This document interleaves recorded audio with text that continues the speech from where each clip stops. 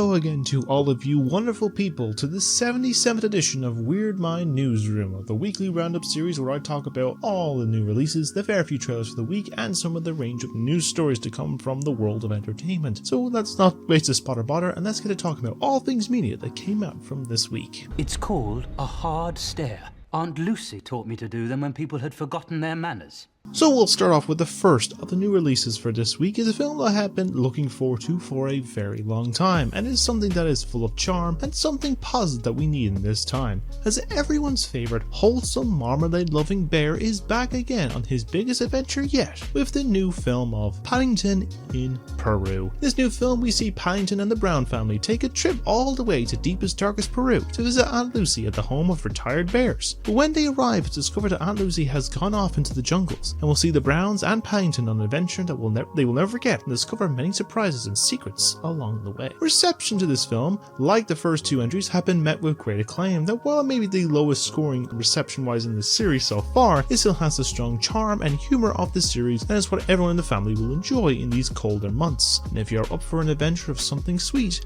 then you can catch this film out now in cinemas, with the film releasing in mid-January in the US. Now, coming in a week after the spooks and scares came to a conclusion, we are already on to the next big holiday period the world has been preparing for, and the case is, according to my calculations, the defrosting phase of a certain musician is defrosting as we speak, and we should be warned prepared for the next 6 weeks. She's on the roof. What are you talking about? Get the gun. Our things are about to come prepared for the big day and the big man in red as an adventure is taking flight, as we have the new action comedy film of Red One. The film will follow a dire situation where Santa Claus has become kidnapped by the Winter Witch, who is looking to take the power of Santa's magic for herself. In this situation, it will see an elf named Callum, played by Dwayne "The Rock" Johnson, who will have to team up with Jack O'Malley, played by Chris Evans, an expert hacker and tracker who will team up and will learn many of the lore and legacy of many holiday moments. And while they may clash with one another, they will have to work together to find Santa and save Christmas. Reception to this film has been hit with a mixed to underwhelming reception, with while the performances and concept is well received, some of the aspects feel too flat or not shown too much, and some of the chemistry between the two leads seems to be lacking from some reception. But if you want something to watch to get into the festive mood, then you can check it out for yourselves now in cinemas, with the film releasing in the US next week. Okay, so it might seem crazy what I'm about to say, but if you want a bit of something colourful, bright, and full of music, and told from the focus of a life of one of the biggest creators and producers in music, built from the ground up one piece at a time, then you're in luck, as we have the all-new biographical film of Piece by Piece. The film will follow the life and career of musician Pharrell Williams, as well tell the focus of his career of how music spoke to him and show how he helped to create some of the most biggest songs and musicians in the industry, and all told in the form of Lego bricks. Reception to this film has been very well received, with praise the unique approach of the biographical genre, with great visuals and appeal and some catchy songs to go along with it. Though some elements of the critiques of feeling can get a little messy and focus here and there, but it can happen a fair bit of time. And if you want something colourful and full of life, then you can catch this new film out now in cinemas. As for our only TV series for this week, is one of them that has been a long time coming for a wait, and after surprising everyone with a series focused on a game where it may not be the most wholesome of groups in particular, it's time for us to return to peak animation, as we have the beginning and the end, with the first volume of the second and final season of Arcane. The plot will see the focus amid the stark discord of twin cities of Piltover and Zon, and we'll see the two sisters of Vi and Jinx, who will be fighting on rival sides of a war between magic technologies and clashing convictions that may end with one rising above it all or falling to corruption. Reception to this series, like the first season, has been very highly well received, with praise for its animation, its cast, and being an improvement over the first excellent season already. If you want to check it out for yourself, you can catch the first 3 episodes now on Netflix, with Volume 2 dropping next Saturday on November 16th, and Volume 3 wrapping it all up on November 23rd. Yo ho bro ho! It is time for the first of the games for this week, with return to a series that has been dormant for almost a decade at this point,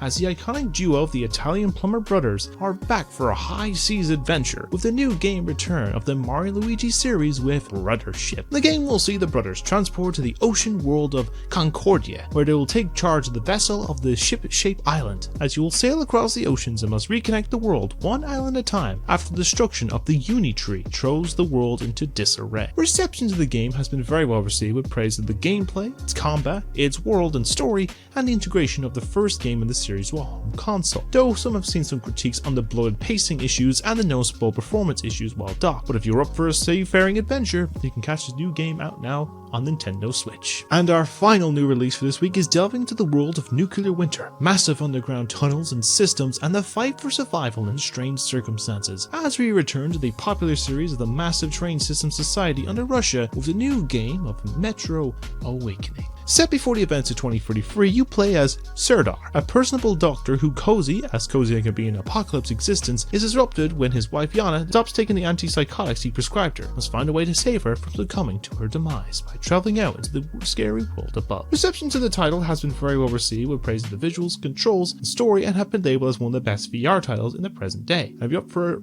surviving a nuclear winter, you can play this now on PSVR, PC, and on MetaQuest. And with all that, that's all the new releases that we have for this week. Simba. So for a bit of time this week, we were initially not going to have any trailers for most of the week until just on Friday, where I discovered that apparently there was a D23 event in Brazil currently going on, and all the trailers are from that event. And we start with a film that is coming out first and seeing the origin of a king, a brother-like bond, and a tale of an eventual betrayal, as we received a final trailer for the upcoming live-action Disney prequel sequel of Mufasa the Lion King. The film will tell the origins of Mufasa, an orphaned cub who was rescued by a sympathetic lion named Taka, who eventually becomes Scar, the heir to a royal bloodline. And this chance meeting soon sets in motion an expansive journey of an extraordinary group of misfits searching for their destinies and leading to them becoming the leader of Pride Rock in the future. So I mentioned a few times in the past that I had the live action rewatch fun on the way, in particular, it's coming. I may mention as well that the Lion King remake is one that I was not the biggest fan of, being that it was just way too much of a shot-for-shot remake, but I think I have a bit more of a hope with this one just because in the case that it's like it's new, it's not based on one of those directed DVD sequels that came out, and it has some like hope in case of like something different in the story wise, and so far it looks visually good, and I'll probably give this a watch, and hopefully it's decently good. We'll find out soon enough as the film releases in a little over a month's time on December 20th. Our second trailer for this week is bringing people together in a way that you think may be a bad idea, and it may be true.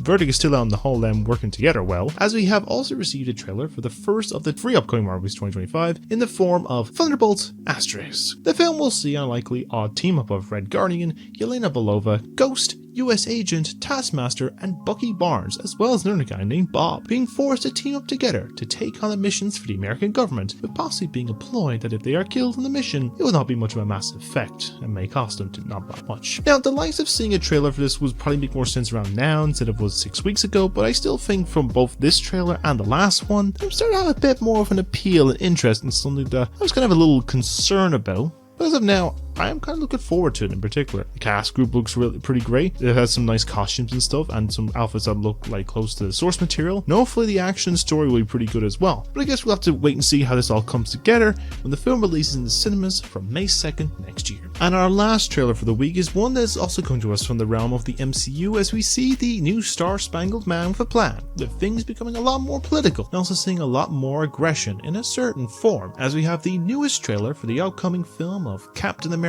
Brave New World. The film will see the new Captain America of Sam Wilson get himself involved in a political interference when Thaddeus Thunderbolt Ross is elected as the President of America, and see members of Congress or sleeper agents look to take down the sense of democracy, and it'll be up to Cap and his new Falcon comrades to find the masterminds behind the targeted attack and take them down before they destroy the world. So is it a case that people say this one is a bit of an unnecessary film, given that Steve Rogers was always going to be Captain America, and they are trying with this whole case, but I think I can see it work out, giving it a chance, and so far it does look decently entertaining. I like the elements of, like, the political thriller aspect, which we haven't really seen much in the MCU. They're finally addressing, celestial-sized elephant in the room. I like the whole unveiling of Red Hulk as well, and from some of the scenes they show in this, I'm looking forward to seeing it all plays out in the whole action sequences in particular. And it's not too far away as well, as the film will be flying into cinemas from February 14th next year. And with all of that, that's all the trailers that we have for this week too. I have a bad feeling about this. Now, on the first of the stories for this week is to give a little bit of a focus to some quick updates to 2 projects that have been seeing some changes in their release date schedules, that while not being pushed out of next year, they may be benefiting of releasing in a period of time that might appeal for them more in reception and box office, but I guess I'll give a quick rundown as to particular what films are being delayed. So the first of the 2 films that was unveiled to be getting a delay is a film that saw a big delay from earlier this year, and that is of course with Parasite director Bong Joon-ho's next big sci-fi film, of Mickey 17. As was announced on Thursday that the film had been delayed a second time, but it's not by much. It's going from its January 21st release slot now to April 18th instead, which may help in its appeal of avoiding the dreaded January box office bomb season and critically as well in particular. Though getting was out at the very end of the month, it may have still worked out in particular. Now it seems this film has had its share of drama between the director and the studio of Warner Bros, who has been meddling with this final cut, which seems to be a common occurrence for them, as a lot of other projects, mainly with the DCU, has been meddled with for some studio interference. But hopefully it's a case that the film is the clear focused vision of its director and not a push from the studio to say otherwise, and hopefully the film will turn out great, maybe even get some award buzz for it too. But speaking of award buzz, the other film from this week to see a delay in its release is with the upcoming biographical film based on the King of Pop himself,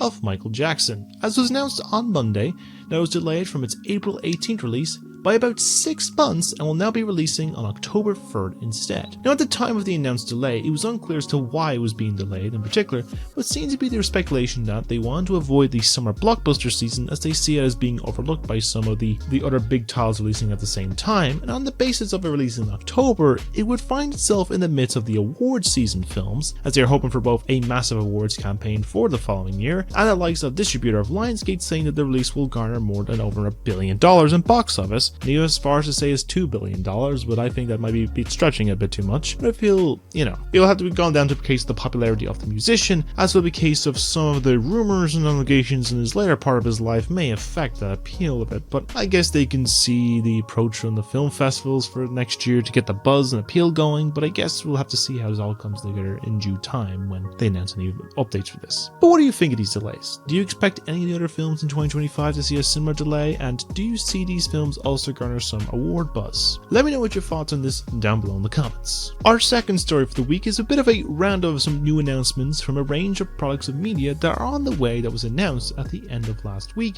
and from up to this week as well, with a few updates and projects in the works that I'll be giving a quick rundown of everything that was announced from the last few days all into one story here. So the first of the announcements for this week was one that was actually from the end of last week, and this saw the brief cryptic teaser unveiled. Now, if you can cast your mind back to about a year ago, we were in the process of getting a new film based on the giant atomic fire-breathing lizard himself of Godzilla with Toho's -1, which was an absolute top film, and the film as well in minus color was also really cool too. And it was a big success critically and financially, even on a film that was lower than $20 million in budget and looked phenomenal in visual effects and deserved that visual effects Oscar. Well, it looks like the studio that worked on that project is not stopping there, as was announced at the end of last week that we are getting a new film from Toho based on Godzilla and maybe a possible follow-up to -1, though not sure how based on the ending, but I'm not going to get into it. At the moment we have no idea of when the film will release and if it will be a follow-up to -1 or even to Shin Godzilla from 2016,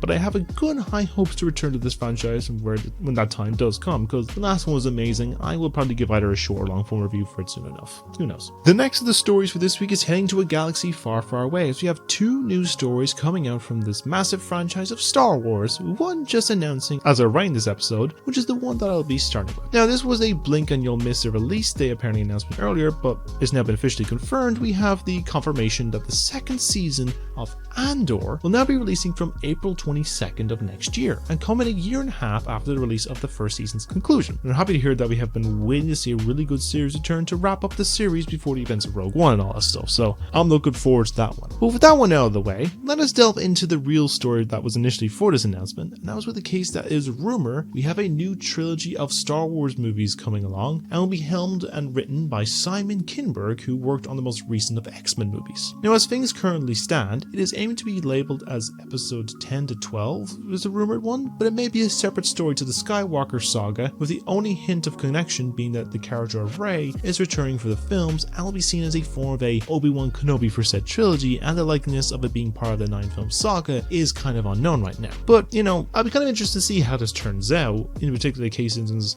it could work as an Obi-Wan Kenobi film, but maybe as an own separate series. Like, I think the Skywalker saga has wrapped up as it is, and I think we should move on to something else, but I'll keep an open mind for this, and I'll see how it all turns out, we'll see. The next story for the week is keeping us in the far reaches of space, but in a more story-based game concept, as we have a new video game adaptation on the way and announced with an update after about 3 years to be in development, and that is of course in the form of the announcement of a TV series based on Mass Effect coming to Amazon Prime. Now, not much has been unveiled as of the moment in terms of plot or exactly when we can expect it, but we do have the confirmation that the series will be written and executive produced by Daniel Casey, who was the writer on the 9th film in the Fast and Furious saga. The one I felt where all logic went out the window and was a bit too much of a cartoon. I mean, this was the one where they flew a car into space and defied the laws of gravity using magnets. So the likes of this series could be interesting, the likes of its story-based narrative and action, and could work out, but many are concerned for this space-based video game adaptation after the underwhelming and messy adaptation of the Halo series. Even though I know Season 2 did well, the track record for a fair few of the Amazon video game adaptations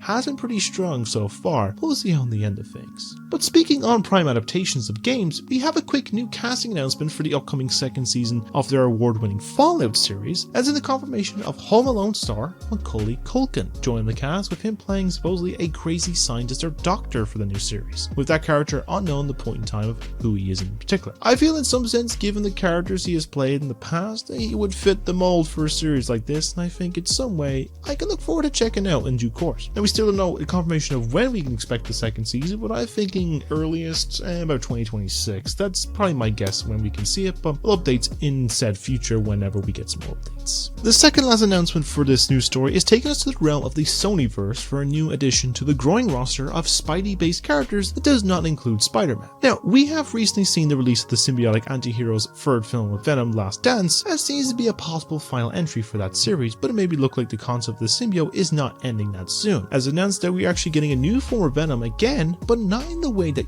they are showing, as they announced we're getting a new film based on the character of Agent Venom. Now, to those uninitiated about this form of Venom would be attached to the character of Flash Thompson, a former classmate and bully to Peter Parker, who after losing his legs in the war in Iraq, gets put into a secret Project Rebirth program where he bonds with the symbiote that was actually attached to Eddie Brock and even to the Scorpion at one point, and becomes a high-ranking agent and super soldier for the government and even for some hero groups like the Avengers and Thunderbolts, and could be like a Spider-Man version of the Punisher, and could work itself out in the process. Now, I've yet to see how this could link to the Sonyverse or the MCU or even to the likes of the end of the recent Venom trilogy, but I'm sure it will probably work out some form, and maybe worth a check when it does come along in the future, so I'll look forward to that. And as for the last story that has popped up while I was writing this, is providing another new sweet treat on the way that will really be a pain to your sweet tooth, as it was announced that we are getting a sequel to last year's surprise hit of Wonka, with the confirmation that Paddington director Paul King is returning to direct and write the project, and in most cases probably Timothée Chalamet were returning as the chocolatier. Now, at the moment it has been discussed that half of a script draft has been made and seems to be in full development and should be coming along nicely with its process. And hopefully in the same case that Paul King will be around to help with the other confirmed 4 Paddington films, like story or elements of writing, but I'll see how it comes down the line. But now, I did enjoy the first one a lot, and I'll be giving a review for it around maybe the festive period, hopefully. But I am interested in seeing what will come with the sequel and what other musical numbers it will come from this project as well, but I guess we'll see as time does come along. But what are your thoughts on all these announcements this week, and what project are you looking forward to the most? Tell me what you're looking forward to down below in the comments, and let's discuss them there. Now, our last news story for the week is a mix of 2 stories that may be a little different in discussion topics, but will have a connection with both in the form of one of the actresses that have been a connection in both of these. But I will not say who it is yet, and we'll see from this developing story. So, our first instinct of this is a return to a little update to the project that I have mentioned once or twice in the last few weeks. That's with the upcoming project from Oscar-winning director of Christopher Nolan, with his new film that has been working on for a July 2026 release, and starring both Matt Damon and Tom Holland in leading roles, as either a period piece or as some helicopter pilots from rumours going around, and things were a little quiet for the moment, until just on Friday it was confirmed of 2 new additions to the film. Initially there was 3, but one of them was confirmed to be inaccurately announced. Now we're seeing the new casting of both Anne Hathaway and Zendaya. Now, Hathaway is no stranger to Nolan films, having played both Catwoman in The Dark Knight Rises and one of the space explorers in Interstellar. so it's nice to see her return to the projects. But this is the first time for Zendaya being a part of this project in particular, and a coincidence that she's also starring with her real life partner of Tom Holland, which seems somewhat wholesome, and it sounds like Nolan's continued to add some big name stars and cast to the project as it comes along, and we'll find out more of the likes of this plot as it develops and enters production. But so far the cast is pretty strong right now, and it may be on track than another project with one of these actresses. And this project that I'm actually alluding to is with the project of the Emmy Award-winning HBO series of Euphoria. So is to break this down is the messy rumors and discussions that are going about these last few hours. We know that one of the most acclaimed series in this network and streaming service in the last few years is this team-based drama series that starred Zendaya that won her 2 Emmys for her leading role. And a discussion of when we can expect the next season of the show, that for a bit of time that rumor was floating around that the 3rd season was being shelved and was cancelled after a confirmed 3rd season was in development. Now, a fair bit of the reasoning for this was due to the likes of delays from the writers and actors strikes last summer, as well as some of the stars, which was mainly Zendaya and Sydney Sweeney, were having very busy schedules since then and continue to do so, as well as the case of them being stuck in the aspect of having to work around the project with the tragic passing of one of the show stars of Angus Cloud, and also the elements of some rumors of toxic working environments from the showrunner, so the likes of it look like it may be shelved from all of this ordeal. But it has been wrapped up now that the studio of HBO has come out and clarified that the series is still going ahead, it's not been cancelled, and will start production in 2025. So the elements of worries about said project can now be put at ease, and will be coming along real soon. Now whether or not we'll see this in late 2025 or 2026, with most cases the latter, but I guess we'll see how it comes together in the end, and hopefully will be another fine edition of television whenever it does come along. But what are your thoughts on all these projects, and do you see any of them being good choices for Nolan's next film, and do you see Euphoria continuing or being shelved before it's completed its story? Let me know what you think down below, and with all that, that's all the news stories that we have for this week.